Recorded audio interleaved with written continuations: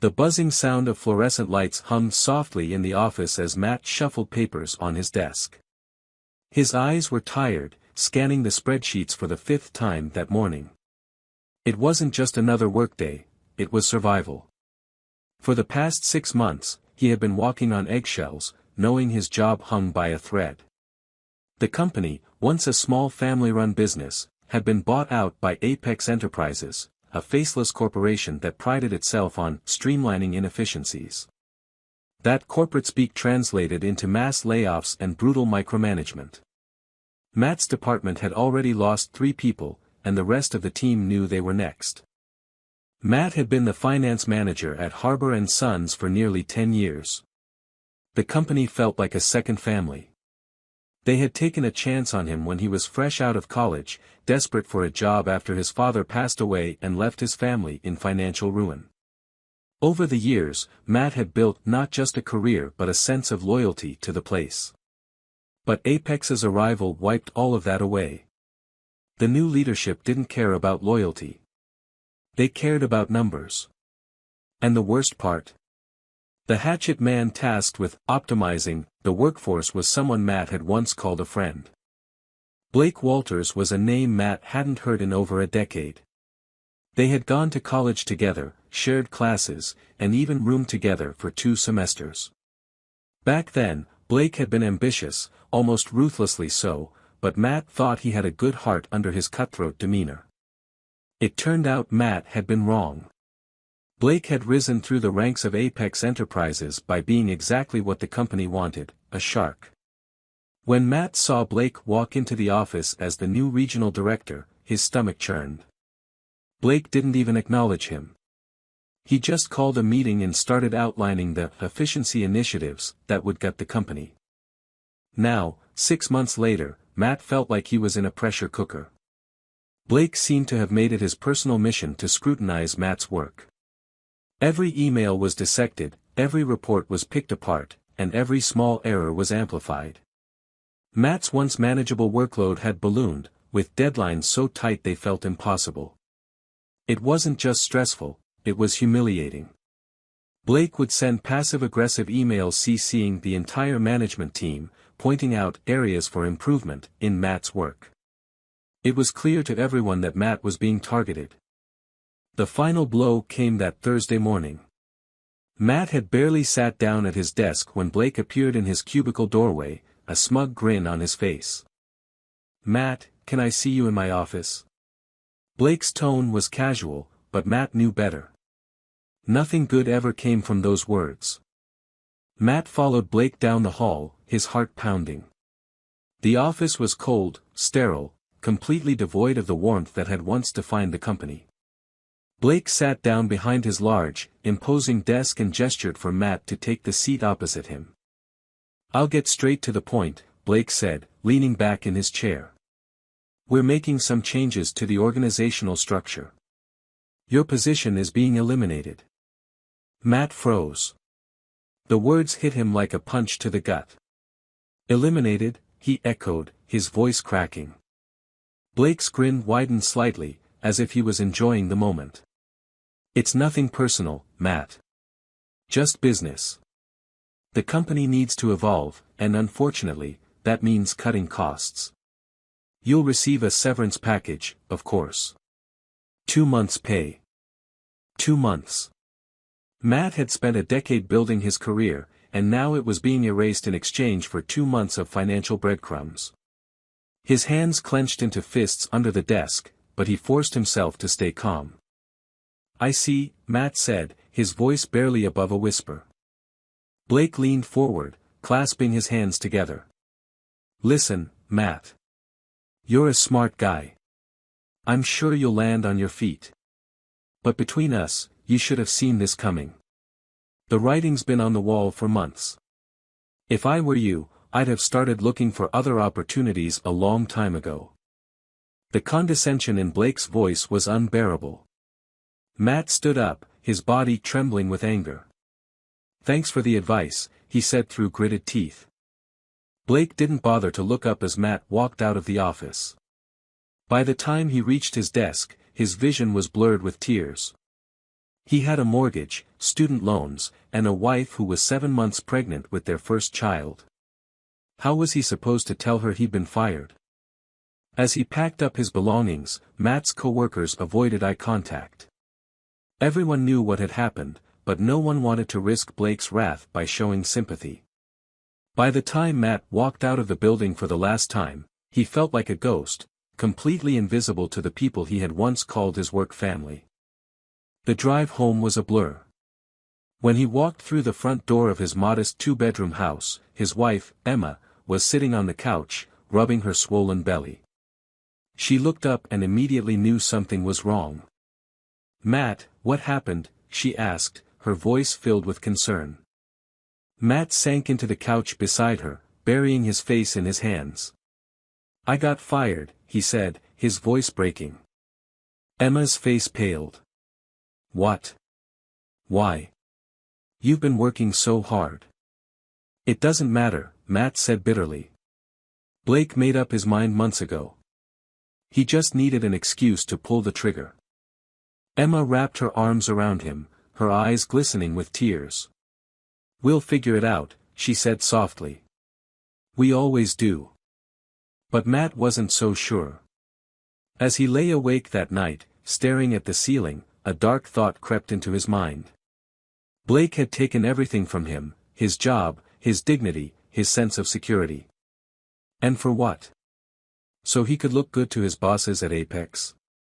Matt had spent years playing by the rules, trusting that hard work and loyalty would pay off. But the world didn't work that way. Not anymore. If Blake thought he could destroy Matt's life and walk away unscathed, he was wrong. Dead wrong. As the first rays of sunlight seeped through the curtains, Matt sat up in bed, a new determination burning in his chest. He wasn't going to be a victim. Not this time. If Blake wanted a fight, he was going to get one. And Matt wasn't just going to fight back, he was going to make sure Blake regretted ever crossing him. Matt sat at the kitchen table, staring at the untouched cup of coffee in front of him. His mind raced as the bitter taste of humiliation lingered in his mouth. Emma was still asleep upstairs, and for the first time in a long while, he was glad they had a moment apart. He needed time to process what had happened, and to figure out what to do next. But no matter how many scenarios he ran through his mind, one thought kept pushing its way to the forefront: Blake needed to pay for what he had done. Matt's first instinct was to fire off an angry email, exposing Blake's ruthless tactics to the higher-ups at Apex Enterprises. But he quickly dismissed the idea. Apex wouldn't care. They had put Blake in charge precisely because of his cold-blooded efficiency. Complaining to them would be like asking a snake to stop biting. It wasn't in their nature to care about collateral damage. No, if Matt wanted justice, he would have to take matters into his own hands. The faint sound of birds chirping outside pulled him out of his thoughts. He grabbed his laptop and opened it, the glow of the screen illuminating the dimly lit kitchen. His fingers hovered over the keyboard as he considered his next move. If he wanted to take down Blake, he needed to know more about him, his weaknesses, his vulnerabilities, his secrets. Matt began his search with Blake's LinkedIn profile. It was everything he expected: polished, professional, and oozing with self-importance. Blake had climbed the corporate ladder with impressive speed, moving from one high-powered role to another. But as Matt dug deeper, a pattern began to emerge. Blake had a habit of leaving companies shortly after big restructuring efforts, always right before things started to fall apart. It seemed Blake's strategy was to swoop in, slash costs, and then bail before the consequences of his actions caught up to him. It was a clever move, but it also meant there might be skeletons in his closet. Matt's curiosity deepened as he scrolled through old news articles and employee reviews from Blake's previous workplaces. A few disgruntled comments caught his attention, hinting at shady practices and unethical behavior. "This is it," Matt muttered to himself. If Blake had been cutting corners or engaging in outright fraud, Matt needed proof. But to get it, he would have to get closer to Blake's world. He decided to start with Apex Enterprises' internal systems. During his years at Harbor and Sons, Matt had been given access to the company's financial databases, which were now integrated into Apex's network. His login credentials might still work, if Blake hadn't already deactivated them. Matt held his breath as he typed in his username and password. The screen loaded for a moment before the dashboard appeared. Relief washed over him. His account was still active. For now. He navigated to the financial records, his eyes scanning for anything unusual. At first, everything looked normal, typical expense reports, payroll data, and profit margins. But then he noticed a series of transactions labeled as consulting fees. The amounts were massive, far exceeding anything Harbor and Sons had ever spent on consultants. Matt clicked on the details and saw that the payments had been authorized by Blake himself. The recipient was a company called Redstone Advisory Group, which Matt had never heard of before. Something about it didn't sit right with him. Matt opened a new tab and began researching Redstone Advisory Group. The website was slick and professional, but oddly vague about the services they provided. There were no client testimonials, no employee bios, just generic buzzwords about strategic partnerships and innovative solutions. A quick search of the company's address revealed it was a virtual office space, rented out to dozens of businesses. Redstone Advisory Group was a front. Matt's heart pounded as the pieces started falling into place. Blake was funneling company money into a fake consulting firm. The question was why? Was he skimming off the top, or was it something even bigger? Matt needed more information, but digging further into Apex's systems would put him at risk. If Blake discovered someone was snooping around, he'd cut off Matt's access immediately. Matt decided to download the financial records onto a flash drive. He would analyze them later, away from prying eyes. The next step was to find someone who could help him decode the mystery. Matt thought back to his former colleagues at Harbor and Sons, but most of them had either been laid off or had distanced themselves after Apex's takeover. Except for one person, Rachel, the company's former IT manager. Rachel had been one of the few people who saw through Blake's charming facade from the beginning. She was smart, resourceful, and fiercely loyal to the people she cared about. If anyone could help Matt uncover the truth, it was her.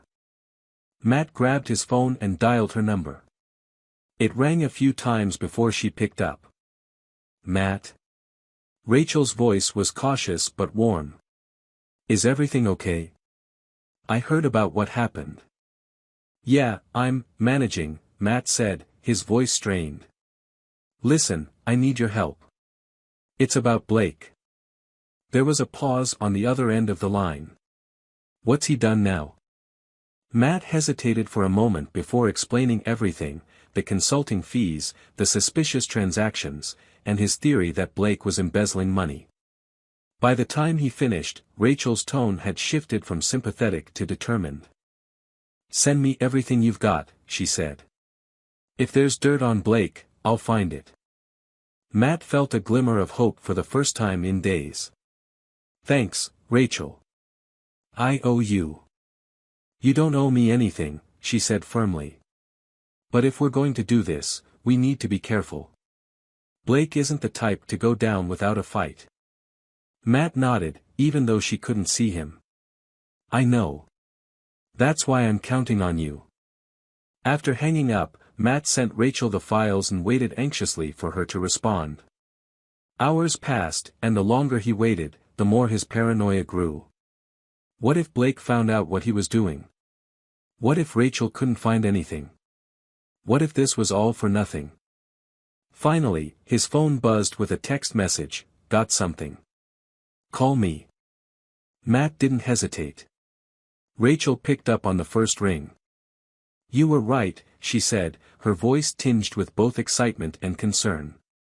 Redstone Advisory Group is a shell company, and the money Blake's been sending them is going straight into an offshore account in the Cayman Islands.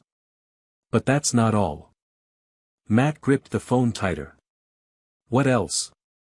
Rachel took a deep breath. It looks like Blake's been inflating expenses to make Harbor and Sons look less profitable than it actually is. My guess? He's setting the company up for a fire sale. Apex will sell it off for cheap, and Blake will pocket a massive bonus for cutting losses. Matt's blood boiled. Blake hadn't just destroyed his career, he was dismantling the entire company for his own gain. Hundreds of people's livelihoods were at stake, and Blake didn't care. Can we prove it? Matt asked. Yes, Rachel said. But we'll need more than just the financial records. We need evidence that ties Blake directly to the offshore account. Emails, contracts, anything. Matt's mind raced. He didn't just want to expose Blake, he wanted to destroy him. For that, he needed to go all in. Then we're going to get it, Matt said. Whatever it takes. As he hung up the phone, a cold, steely determination settled over him. The gloves were off. Blake thought he could ruin Matt's life and walk away unscathed. But Matt wasn't just going to fight back, he was going to make sure Blake's entire empire came crashing down. Matt's resolve hardened as he stared at his laptop screen, the financial records still open, their numbers glaring back at him like a dare. This wasn't just about Blake anymore, it was about justice. About fighting for everyone Blake had bulldozed over in his quest for power. But if he was going to bring Blake down, he had to tread carefully. Blake wasn't just cunning, he was ruthless, and if he caught even the slightest whiff of Matt's plan, he'd crush it before it could gain traction. The next morning, Matt met Rachel at a small coffee shop on the edge of town. The place was quiet, the kind of spot where people kept to themselves. Perfect for the kind of conversation they were about to have. Rachel arrived with a laptop bag slung over her shoulder and a determined look on her face. "Morning," she said as she slid into the booth across from Matt. "You ready to do this?" Matt nodded, though his stomach churned with nerves. "What did you find?" Rachel pulled out her laptop and opened a folder filled with files. "Okay, here's what we've got so far. First, the financial records show that Blake has been funneling money into Redstone Advisory Group for at least 2 years. The total amount is well into the millions." Matt's jaw tightened. Millions. Blake had been skimming money for years, and no one had caught him. "But here's where it gets interesting," Rachel continued. "I managed to trace some of the transactions from Redstone's account. They link directly to an offshore account registered under a holding company in the Cayman Islands. And guess whose name is on the holding company?" "Blake," Matt said, the word coming out like a curse. "Bingo," Rachel said, a grim smile tugging at her lips. "But here's the problem, this isn't enough to take him down. We've got circumstantial evidence, sure, but nothing that definitively proves Blake is behind all of this. If we try to go public with this now, he'll just deny everything and bury us in legal threats." Matt rubbed his temples, frustration boiling inside him. "So what do we do?" Rachel leaned in closer, her voice dropping to a whisper. "We need direct evidence. Emails, contracts, anything that ties Blake to the offshore account and shows he's been deliberately cooking the books." "And how do we get that?" Matt asked. Rachel hesitated for a moment before answering. "We hack him." Matt blinked. "Hack him?" "Rachel, I'm already risking a lot just looking into this. If we get caught—" "Listen," Rachel interrupted, her tone firm. "Blake isn't playing fair, so why should we? He's not going to hand us the evidence we need on a silver platter. If we want to expose him, we have to go where he doesn't expect us to." Matt's mind raced. Hacking Blake's computer was risky, potentially illegal, but what other choice did they have? Blake had buried his tracks well, and conventional methods wouldn't uncover the full extent of his crimes. "How do we even do that?" Matt asked. Rachel smirked. "Leave that part to me. I've got a few tools that can get us into his email and files. But I'll need you to create a diversion so he doesn't notice what's happening." "A diversion?" Matt frowned. What kind of diversion? Rachel leaned back in her chair, tapping her fingers on the table. Blake's arrogant. He likes to think he's untouchable. So let's shake him up a bit. You still have contacts at Harbor and Sons, right? Matt nodded. A few. Why? We're going to leak just enough information to make him sweat, Rachel said. If Blake thinks someone's onto him, he'll panic. And when people like Blake panic, they make mistakes. They send emails, they delete files, they leave breadcrumbs. That's when we swoop in. Matt hesitated. The plan was risky, but it made sense. Blake's ego was his Achilles heel. If they could rattle him, they might just get the evidence they needed. Okay, Matt said finally. Let's do it. That afternoon, Matt made a few discreet phone calls to his former co-workers, planting the seeds of their plan. He let slip just enough to make it seem like there was chatter about Blake's activities. Nothing too specific, just vague hints that people were starting to ask questions about the company's finances. By the next morning, the whispers had reached Blake's ears. Matt knew because his phone buzzed with a message from one of his old colleagues. Blake's been in meetings all morning. He's pissed. What's going on? Matt smiled grimly. The trap was set. Now it was Rachel's turn to move. That evening, Rachel parked her car outside Apex Enterprises' regional office. She had come prepared, her laptop and a mobile hotspot ready to go. Matt sat in the passenger seat, watching nervously as Rachel set up her equipment. Are you sure this is going to work?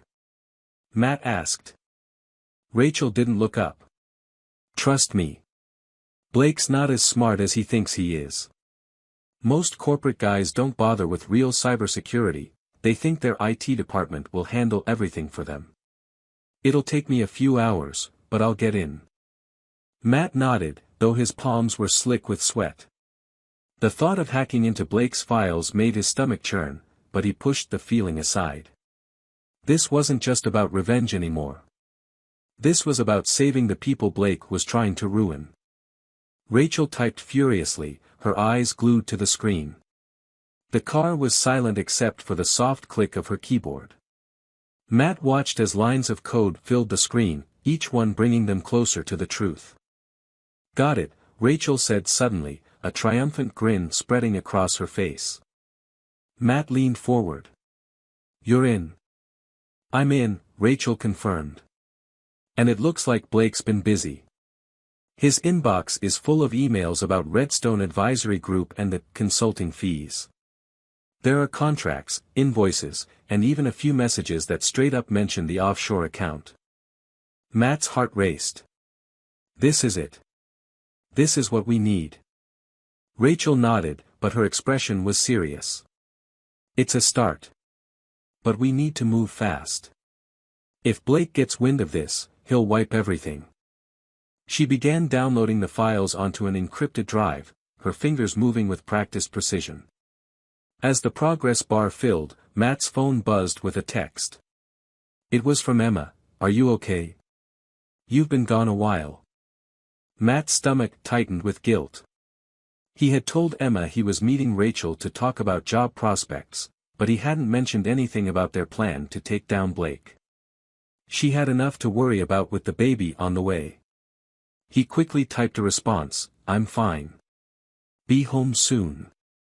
Done, Rachel said, snapping Matt out of his thoughts. She handed him the drive. Everything we need is on here. Now we just have to figure out how to use it.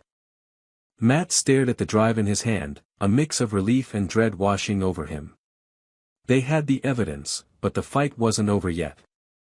Blake was powerful, and if they didn't play their cards right, he'd find a way to weasel out of this. What's the next step? Matt asked. Rachel's expression hardened. We take this to someone who can't be bought. A journalist, a regulator, someone who will blow this wide open. Matt nodded, his mind already racing with possibilities. Blake had spent years building his empire on lies and manipulation. Now, it was all about to come crashing down, and Matt was going to make sure of it. The air in the office felt heavy, even though Matt wasn't physically there anymore. Blake sat in his pristine, glass-walled corner office, scrolling through his emails. His brow furrowed, his usual smugness replaced with unease. For the past few days, rumors had been swirling about an investigation into Apex's regional operations. It wasn't just idle office gossip, it had escalated quickly. A few department heads had been pulled into closed-door meetings, and IT was running security checks on email servers. Blake had dismissed the whispers at first, but now he wasn't so sure.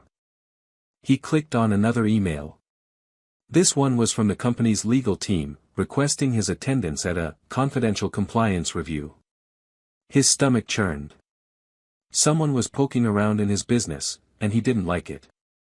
He leaned back in his chair, staring out at the skyline. Whoever was behind this was going to regret it. But Blake didn't know the half of it. A week earlier, after Rachel had secured the incriminating files, Matt had taken them to a freelance investigative journalist named Zoe Harper. Zoe had built a reputation for exposing corporate corruption, and she was known for being relentless once she had a story in her sights.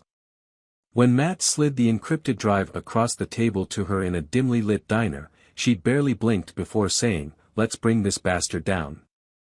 Over the next few days, Zoe dug through the files with surgical precision, uncovering even more damning evidence than Matt and Rachel had initially realized. There were emails between Blake and Redstone Advisory Group outlining how to funnel funds, internal memos where Blake bragged about manufacturing losses to force a fire sale, and even a contract tying Redstone directly to Blake's Cayman Islands account. But it wasn't just about money, there was something far darker buried in the files. Zoe found a trail of emails from Blake to a woman named Alyssa Grant, a consultant at one of Apex's partner firms. At first, the emails seemed innocuous, professional, even. But as she dug deeper, Zoe found messages that were much more personal, laced with suggestive language and veiled threats. Then she found something that made her blood run cold, a draft of a non-disclosure agreement sent from Blake to Alyssa, along with a six-figure payment from Redstone Advisory Group. It didn't take long to piece together the truth.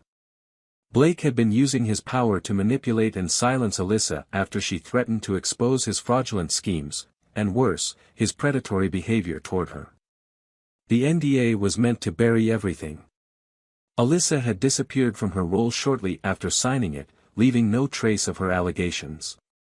But now, with Zoe's investigative prowess, the truth was coming back to haunt Blake. The following Monday, Zoe published her exposé. The headline read, "Corporate Crook or Predator? Inside the Rise and Fall of Apex's Golden Boy." The article was brutal, a scathing takedown of Blake's entire career. It detailed everything: the embezzlement scheme, the offshore accounts, the manufactured financial losses, and the harassment allegations. Zoe didn't just stop at the facts, she included interviews with former employees who described Blake's reign of terror, painting a picture of a man who thrived on exploiting and destroying others for his own gain. Within hours, the story exploded. News outlets picked it up, and social media was ablaze with outrage. Apex Enterprises released a generic statement about investigating the allegations, but it was too late. The damage was done.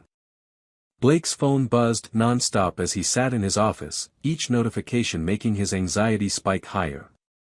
First, it was the news articles. Then it was calls from the legal team. By noon, HR had requested an urgent meeting. Blake knew he was cornered, but he still held on to the hope that he could spin this in his favor. After all, he always found a way out, always. But the real bombshell hadn't dropped yet. At 3 p.m., Blake's assistant knocked on his door. "There's someone here to see you," she said hesitantly. "Who?" Blake snapped. "She says her name is Alyssa Grant." Blake's blood ran cold. He stood frozen for a moment before forcing a confident smirk. "Send her in." The woman who walked through the door was nothing like the nervous consultant Blake remembered. Alyssa was calm, poised, and radiating quiet fury. She didn't sit down, didn't wait for pleasantries. She dropped a manila folder onto Blake's desk. "Do you know what this is?" she asked, her voice icy. Blake picked up the folder with trembling hands. Inside were copies of emails, bank transactions, and, most damning of all, a recording. Alyssa had kept evidence, and now it was in Blake's hands. "You signed an NDA," Blake said, his voice cracking. Alyssa raised an eyebrow. "Funny thing about NDAs, they don't protect illegal activity. And they sure as hell don't protect predators." Blake's mouth opened to retort, but Alyssa cut him off. "I already gave a copy of this to the authorities." "You're finished, Blake." Before Blake could respond, Alyssa turned and walked out of the office, leaving him staring at the pile of evidence on his desk. He knew he was out of moves. Everything he'd built, his career, his wealth, his reputation, was about to come crashing down. By the end of the day, Blake was escorted out of the building by security. Apex Enterprises had fired him, released a public statement condemning his actions, and promised to cooperate fully with the authorities. News crews swarmed the parking lot as Blake walked to his car, his head down, his once pristine suit rumpled and stained with sweat. But the humiliation didn't stop there. The next morning, federal agents showed up at Blake's penthouse with a warrant. They seized his computers, his financial records, and anything else that could be used as evidence. By the afternoon, Blake was in handcuffs, charged with embezzlement, fraud, and harassment. The mugshot that circulated online showed a man who looked nothing like the polished executive he once was, just a broken, defeated shell. Meanwhile, Matt watched the fallout from the safety of his living room.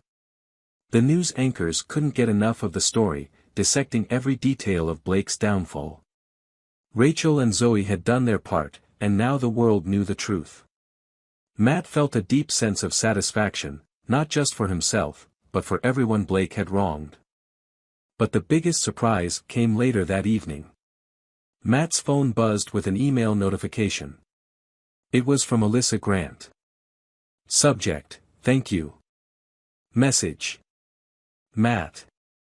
I heard you were the one who started all of this. I just wanted to say thank you. You didn't just take down a corrupt executive, you gave people like me a chance to be heard. I can't tell you how much that means. All the best. Alyssa." Matt stared at the message, a lump forming in his throat. For the first time in months, he felt something he hadn't felt in a long time: hope. Blake's empire had crumbled, but Matt wasn't done rebuilding his own life. He knew there were still challenges ahead, finding a new job, supporting his growing family, but he also knew he wasn't alone. And as he sat with Emma, her hand resting on her pregnant belly, he realized that sometimes, justice wasn't just about revenge. It was about doing what was right, no matter the cost.